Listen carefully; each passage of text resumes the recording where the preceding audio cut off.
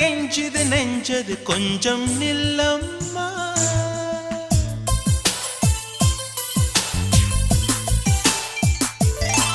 நான் வானவில்லையே பார்த்தேன், அதை காணவில்லையே வேத்தேன்.